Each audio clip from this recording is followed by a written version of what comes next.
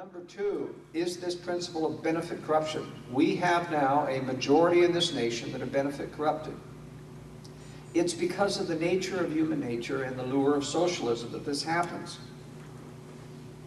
It is why the 3% rule works for the liberals, but it doesn't work for the conservatives. Here's what the 3% rule is. You get this all the time. We're going to win because it only took 3% of the communists to take over Soviet Russia, right? It was only 3% that were communists, and they took over the whole government. And we've only got less than, well, I estimate we've got 2%.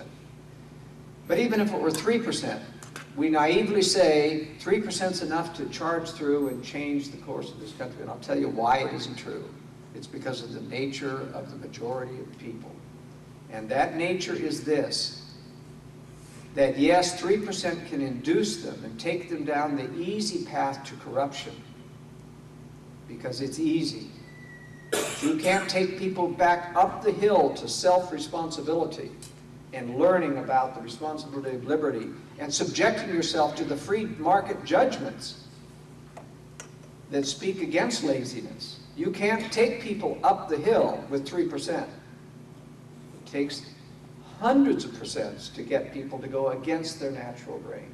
Now that isn't telling that everybody is that good. There are enlightened people who will respond, but 3% can take the majority down the path to corruption, but 3% can't take them back uphill. That's why the majority never will choose liberty, because it subjects them to the free market. If they really knew what liberty would do to them and take away this protection, this lack of judgment. You know, there's this complete movement. You shall not judge one another. And why do they not like judgment?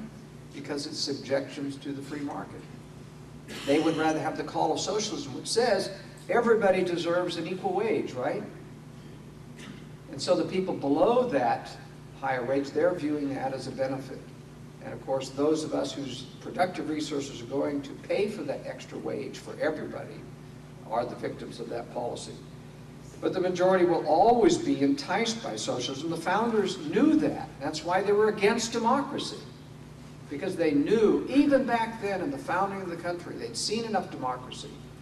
They'd seen what happened in the French Revolution, and they knew that democracy always corrupts. That's why the majority will never come over to our side. And if you will understand history, you will see that never before have we ever won back liberty without a revolution which takes people down from their socialist benefits, strips them away because of a crisis. Chuck Baldwin alluded to that crisis quite dramatically. And while we do not know specifically how it's coming, you can sense in your heart that that crisis is coming to this nation. There was a unique founding period, of course, and our society is not the same as it was then. There was no social welfare at the time of the founding of the Republic. People had not yet been corrupted. They were forced to eke out a living with their own bootstraps. Now, there was plenty of evil and low-class people to go around, but for the only time in history ever, the Lord allowed a core group of great patriots to rise to positions of influence and power. The establishment is in power today, and they will not allow us to rule. They will not allow it. If you look at what they did to Ron Paul during that election, they did everything possible, only because he was Republican. Conservative, constitutional party didn't have a chance to get on that podium with Ron Paul, but only because he was Republican. That's why Ron Paul made the decision to stay with the Republican and not come to the Conservative Party, because he knew he couldn't get a place on the platform. And I'm going to tell you how you can work with that. Isn't an excuse to go back to the Republican Party.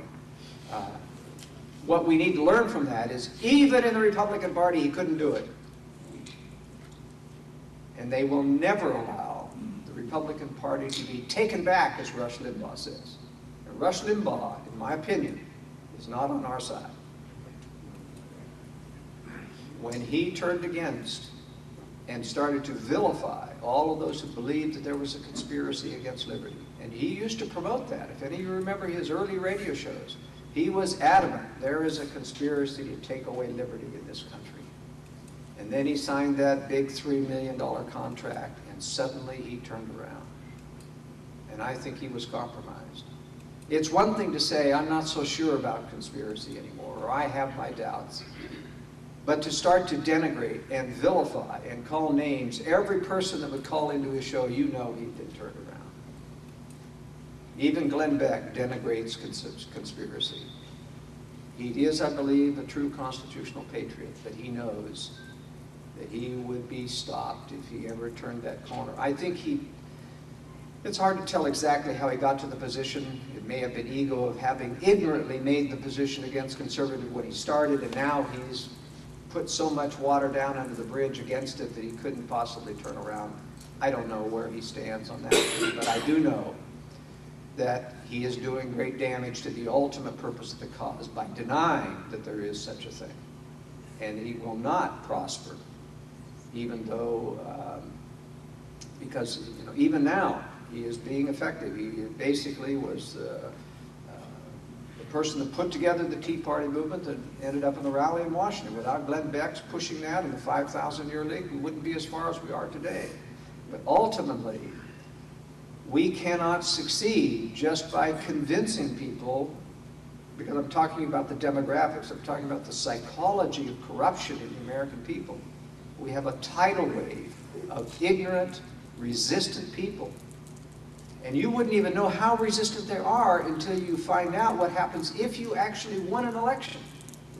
If you won an election, I'll tell you as a political scientist exactly what was happening.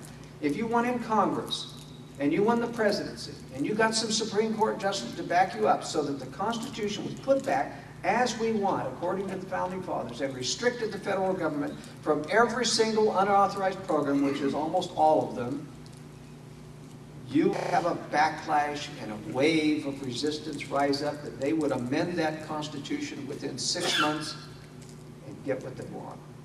Because once you've got a Democratic majority who has the power, and there is no protection against amendment. They can take away anything in that constitutional amendment. And now that you've got it, 200 years after the fact, the people have been corrupted. They would rise up against you, not only the establishment, but the people. So you must understand what we're up against. There is a willful, number 3, acceptance and reliance upon established propaganda. This is mostly due to intellectual laziness in relying on establishment views with all its powerful omissions to deliver America's worldview. Now, they got that way not by conspiracy. Well, there was a conspiracy to take over and buy these, but it wasn't by government power. It wasn't by tyranny. We don't have a state-controlled media. We have the powers that be have actually bought the newspapers. They bought the editors. And they don't control directly all of the journalists, but I'll tell you, they know how to hire predictable journalists. You try to send your conservative youth to a school to get a degree in journalism, and not only will they not pass the course, they won't get a job. And if they get a job, they'll be run out as soon as their internship is up, because they will know that you can't publish anything. If you want to get published, the editor keeps spiking it, keeps throwing it back to you. No, this isn't going to go, this isn't going. How long do you last in the system? If you want to keep the job, then you start putting what they want. You don't have to tell them there's a conspiracy. But I'll tell you, when you look at the Barack Obama birther situation, where the entire media has refused to publish the truth about those things, and it's been there. Let me give you just one example. Look at what happened with Alan Keyes. He was debating Barack Obama. This was clear back in 2004. And Alan, as you know, he's a pretty straightforward talker, and he faulted Obama. He said, you're not even a natural-born citizen. Said that right in an open debate. AP was there, recording it. And Obama quickly retorted, so what? I'm running for the Illinois Senate, not the presidency. What does that tell you? It's an admission that he knew he was not natural-born. Number 2, he knew that there was a prohibition against his running for president. So how in the world would he ever dare to run for president when this was public knowledge? This was published in the AP. They, of course, checked their stories. The AP is a very good international, even though it's selective in what they do. It's very good about